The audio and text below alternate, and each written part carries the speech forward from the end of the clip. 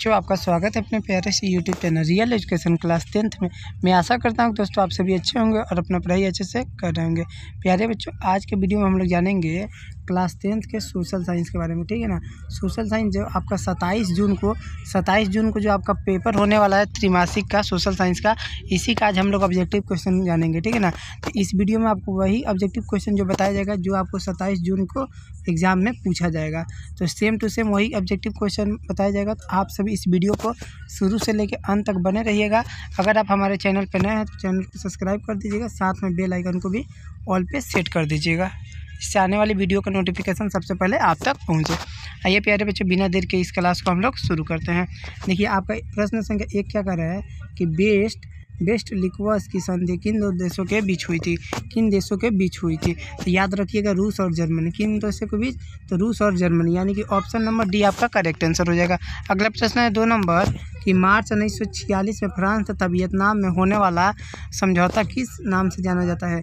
जो 1946 में फ्रांस में हुआ था ना, और फ्रांस तथा वियतनाम में जो लड़ाई हुई थी उसको किस नाम से जाना जाता है। तो देखिए ये तेनसिन भी नहीं है, ये भी गलत है, कैंटन भी नहीं है, होची भी नहीं। तो यानी कि इनमें से सभी हो जाए, इनमें से कोई नहीं। क्या हो जाएगा? इनमें से कोई नहीं। तो यानी कि ऑप्शन नंबर डी के नाम से जाना जाता है, इनमें से कोई नहीं। अगला प्रश्न है 3 नंबर पूर्ण स्वराज की मांग की प्रस्ताव कांग्रेस के किस वार्षिक अधिवेशन से प्राप्त होता है। किस वार्षिक अधिवेशन से प्राप्त होता है? तो याद रखिएगा कौन सा है, तो याद रखिएगा 1929 लाहौर के नाम से क्या होता है, ये अधिवेशन पारित किया जाता है। अगला प्रश्न है आपका 4 नंबर वल्लभ भाई पटेल को सरदार की उपाधि किस किसान आंदोलन के द्वारा दी गई थी। कौन से किसान आंदोलन के द्वारा दी गई थी? वल्लभ भाई पटेल को सरदार की उपाधि बोलते हैं ना, सरदार वल्लभ भाई पटेल। तो सरदार की उपाधि कब दी गई थी? तो बारदोली में। कौन से? बारदोली आंदोलन के समय दिया गया था।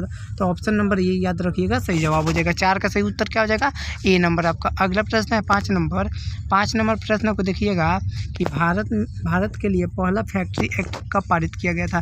भारत के लिए पहला एक्ट कब पारित किया गया था? तो 1858 में। कितना में प्यारे साथियों? 1858 ईस्वी में, ठीक है ना। भारत के लिए पहला फैक्ट्री एक्ट कब पारित किया गया था? तो 1858 ईस्वी में।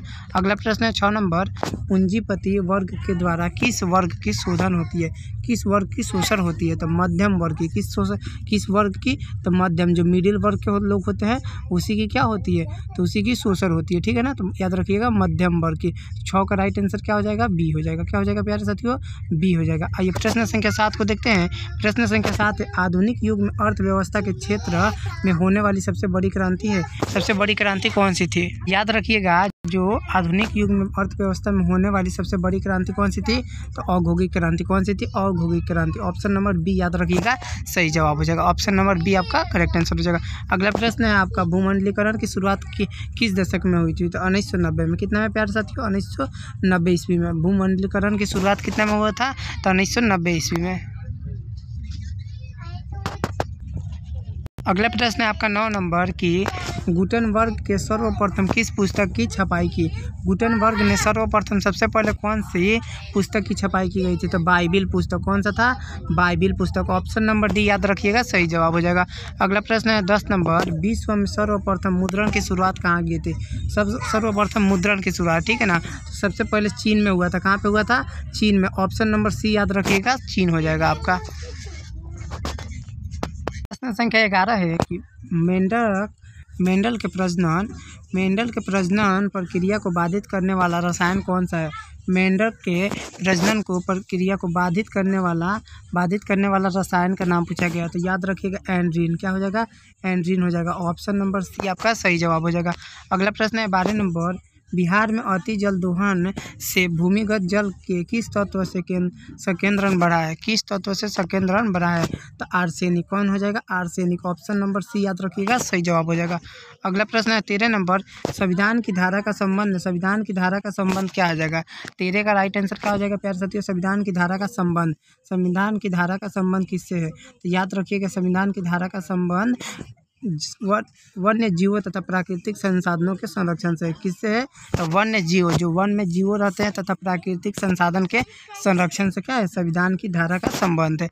अगला प्रश्न है 14 नंबर कि बिहार के कितने प्रतिशत भौगोलिक क्षेत्र में वन फैला है। बिहार के कितने प्रतिशत क्षेत्र में वन क्या है, वन है सिर्फ। तो 7% क्षेत्र में क्या है, वन सिर्फ है, ठीक है ना, वन यानी कि जंगल है।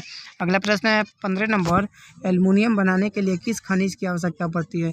ये तो कितना प्यारा सा क्वेश्चन है, ये प्रश्न हम करा चुके हैं। तो एल्युमिनियम बनाने के लिए कौन से खनिज का सबसे ज़्यादा आवश्यकता पड़ती है। तो याद रखिएगा बॉक्साइट का, किसका, बॉक्साइट का। ऑप्शन नंबर डी याद रखिएगा, सही जवाब हो जाएगा।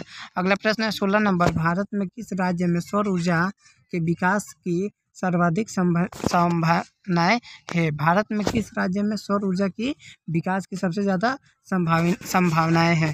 तो कौन सा राज्य है, तो याद रखिएगा कौन सा राज्य है, राजस्थान है। कौन सा है प्यारे साथियों, राजस्थान है। ऑप्शन नंबर सी आपका सही जवाब हो जाएगा।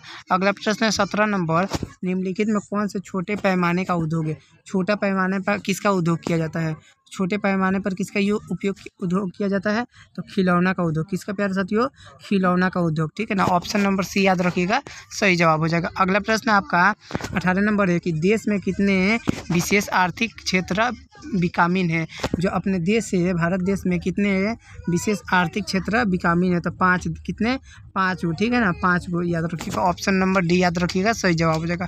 अगला प्रश्न है 19 नंबर, बिहार की सीमा रेल मार्ग की कुल लंबाई। बिहार की सीमा रेल मार्ग की कुल लंबाई, ये आपका जीके में भी क्वेश्चन पूछा जाता है, ठीक है ना। जनरल नॉलेज में भी कंपटीशन का एग्जाम दीजिएगा तो उसमें भी पूछा जाता है कि बिहार की सीमा में रेल मार्ग की कुल लंबाई कितनी है। तो कुल लंबाई आज याद रख लीजिएगा 6283 किलोमीटर। कितना, 6283 किलोमीटर, ठीक है ना। 6283 किलोमीटर क्या है, बिहार की सीमा में रेल मार्ग की जो कुल लंबाई है वो है 6283 किलोमीटर। अगला प्रश्न है 20 नंबर, तल चिन्ह में सहायता से किसी स्थान विशेषक में मापी गई ऊंचाई को क्या कहा जाता है। तल चिन्ह से, ठीक है ना, तल चिन्ह की सहायता से, ठीक है, तल चिन्ह की सहायता से किसी स्थान विशेष में मापी गई ऊंचाई को क्या कहा जाता है। मापी गई ऊंचाई को पूछा गया है कि क्या कहा जाता है।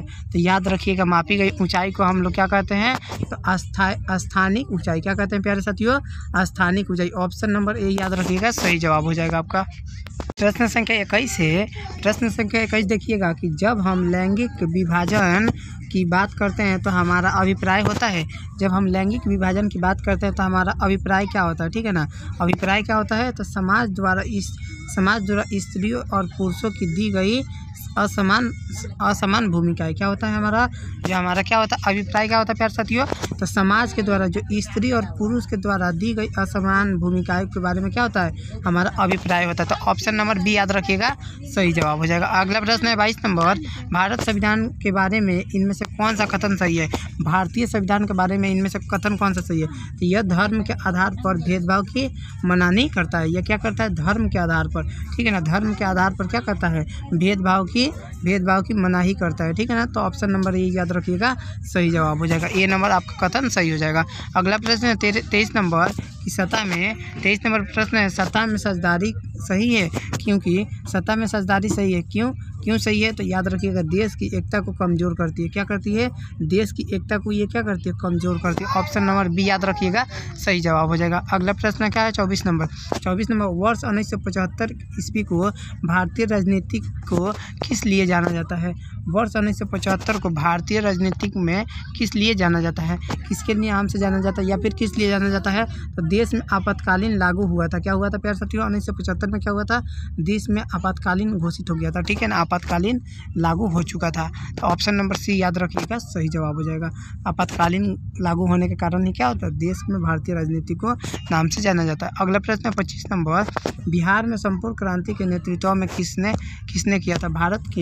बिहार के जो संपूर्ण क्रांति का नेतृत्व हुआ था निम्न में से कौन किए थे। तो जयप्रकाश नारायण। कौन किए थे, जयप्रकाश नारायण हो जाएंगे। ऑप्शन नंबर डी याद रखिएगा, सही जवाब हो जाएगा कि जयप्रकाश नारायण के द्वारा क्या किया गया था, बिहार में संपूर्ण क्रांति का आंदोलन का शुरुआत किया गया था। किसके द्वारा, तो जयप्रकाश नारायण के द्वारा। ऑप्शन नंबर डी याद रखिएगा, सही जवाब हो जाएगा। अगला प्रश्न है आपका 26 नंबर कि नर्मदा घाटी परियोजना किन राज्यों से संबंधित है। जो नर्मदा घाटी परियोजना है वो कौन से राज्य से संबंधित है। तो कौन सा राज्य, तमिलनाडु, केरल एवं कर्नाटक। कौन से, तमिलनाडु, केरल तथा कर्नाटक राज्य से क्या है, नर्मदा घाटी परियोजना क्या है, राज्यों से संबंधित है। 3 राज्यों से संबंधित तो कौन कौन से, तो तमिलनाडु, केरल एवं कर्नाटक राज्यों से ये क्या है, संबंधित है। तो ऑप्शन नंबर बी याद रखिएगा, सही जवाब हो जाएगा। 27 नंबर प्रश्न है आपका कि निम्न में से किस लोकतंत्र का प्राण माना जाता है। किसे निम्नलिखित में से किसे लोकतंत्र का प्राण माना जाता है, ठीक है ना, प्राण माना जाता है। याद रखिएगा राजनीतिक दल को, किसे प्यारे साथियों, राजनीतिक दल को, ठीक है ना। ऑप्शन नंबर डी याद रखिएगा, सही जवाब हो जाएगा। राजनीतिक दल को क्या कहा माना जाता है, तो लोकतंत्र का प्राण माना जाता है। अगला प्रश्न है आपका 28 नंबर। अगला प्रश्न 28 नंबर क्या है कि दल बदल कानून निम्नलिखित में से किस पर लागू होता है। दल बदल कानून निम्नलिखित में से किस पर लागू होता है, तो सांसदों एवं विधायकों पर। किस पे, सांसद और विधायक अगर कुछ गलत काम करते हैं तो उन पर कौन सा कानून लागू होता है प्यारे साथियों, तो दल बदल कानून किस पे लागू होता है, तो सांसद एवं विधायक दोनों पर क्या होता है, दल बदल कानून लागू होता है। तो ऑप्शन नंबर ए याद रखिएगा, सही जवाब हो जाएगा। अगला प्रश्न है 29 number. Janata Dal you communist party का गठन कब हुआ था। जनता दल पार्टी का गठन कब हुआ था, तो याद रखिएगा 1999 में। कितना में प्यारे बच्चों, 1999 ईस्वी में, ठीक है ना। ऑप्शन नंबर बी याद रखिएगा, सही जवाब हो जाएगा। प्रश्न संख्या 30 है आपका, लास्ट नंबर प्रश्न है, देखिएगा कि निम्न में से कौन सा अर्थव्यवस्था के प्राथमिक क्षेत्र में सम्मिलित है। अर्थव्यवस्था में मतलब प्राथमिक क्षेत्र में कौन आते हैं, तो प्राथमिक क्षेत्र जो क्या होते हैं, कृषि आते हैं। क्या आते हैं प्यारे बच्चों, कृषि क्या आते हैं, प्राथमिक क्षेत्र में आते हैं, ठीक है ना। तो ऑप्शन नंबर बी याद रखिएगा, सही जवाब हो जाएगा। ऑप्शन नंबर बी आपका सही जवाब हो जाएगा। प्यारे बच्चों ये जो भी 30 सब्जेक्टिव क्वेश्चन थे ये आपके बोर्ड एग्जाम में कब आएगा, तो 27 जून को याद रखिएगा। कितने जून को, 27 जून को जो पेपर होगा आपका ये 100% आएगा, तो यही आएगा। सामाजिक विज्ञान का जो पेपर होगा, कौन सा पेपर, तो सामाजिक विज्ञान का जो आपको 27 जून का पेपर होगा ना क्लास 10th का, यही प्रश्न आएगा, ठीक है ना।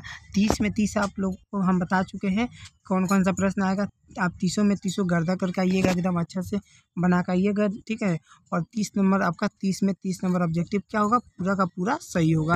अगर आप इसके पहले का वीडियो जैसे कि हिंदी का आपका पेपर होगा 26 तारीख को, फिर हिंदी, फिर हो जाएगा आपका साइंस का भी पेपर हो जाएगा, ठीक है ना, और संस्कृत का भी पेपर, ये सभी का वीडियो आपको ऑलरेडी बन चुका है। इस सभी को वीडियो को हम करा चुके हैं, तो लिंक डिस्क्रिप्शन में, अगर आप अभी तक नहीं देखे हैं तो जाके हिंदी का, साइंस का और संस्कृत के तीनों का वीडियो देख लीजिए। आप सभी का ये भी क्या होगा, 26 और 27 जून का आपका पेपर होने वाला है। तो आप सभी अभी तक नहीं देखे हैं तो लिंक डिस्क्रिप्शन में जाकर भी देख लीजिए। मिलते हैं एक प्यारे बच्चे नए वीडियो में, तब तक के लिए जय हिंद, जय भारत।